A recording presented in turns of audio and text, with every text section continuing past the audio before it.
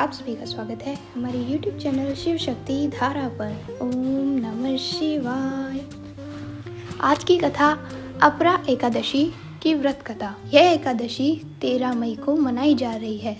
13 मई को एकादशी और द्वादशी दोनों तिथियों का संयोग है। इस दिन पूजा और व्रत कर भगवान विष्णु का आशीर्वाद मिलता है। पद्म पुराण में इसकी महात्म्य मिलता है।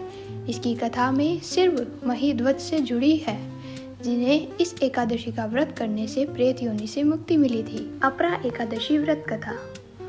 युधिष्ठिर ने पूछा कि जनार्दन, ज्येष्ठ की कृष्ण पक्ष की किस नाम की एकादशी होती है? मैं उसका महात्म्य सुनना चाहता हूँ, उसे बताने की कृपा करें। भगवान श्री कृष्ण बोले, राजन, तुमने संपूर्ण लोगों के हित के लिए बहुत उत्तम बात पूछी है। राजेंद्र, इस एकादशी का नाम अपरा है। यह बहुत पुण्य देने वाली और बड़े बड़े पापों का नाश करने वाली है।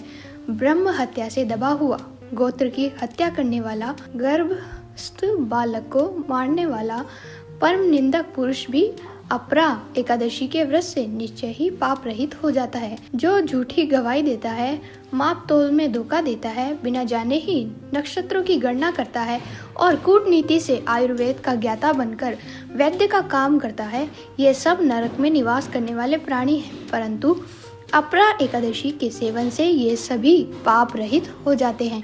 यदि क्षत्रिय शास्त्र धर्म का परित्याग करके युद्ध से भागता है तो वह क्षत्रिय योचित धर्म से भ्रष्ट होने के कारण घोर नरक में पड़ता है।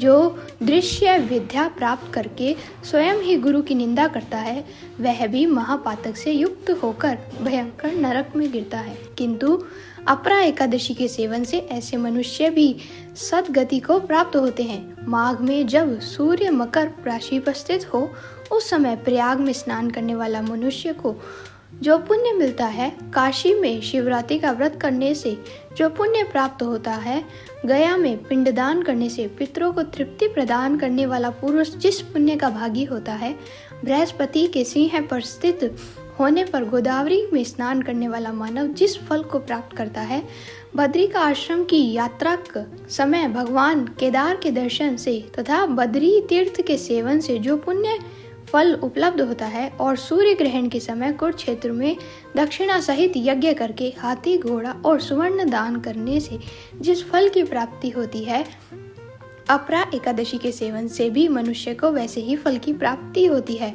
अपरा को उपवास करके भगवान वामन की पूजा करने से मनुष्य सब पापों से मुक्त हो जाता है, श्री विष्णु लोक में प्रतिष्ठित होता है।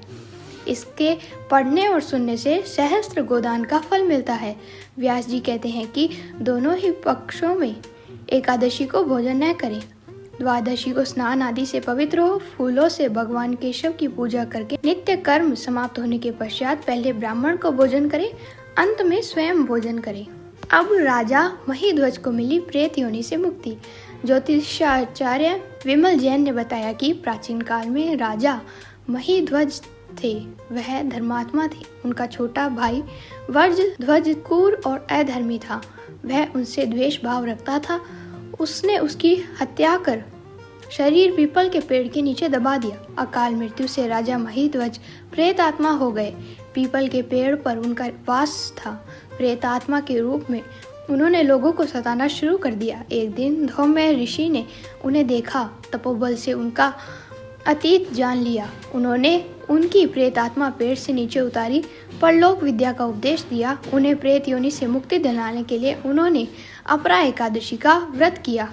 इसके प्रभाव से राजा महीध्वज को प्रेत योनि से मुक्ति मिली। ओम नमः शिवाय।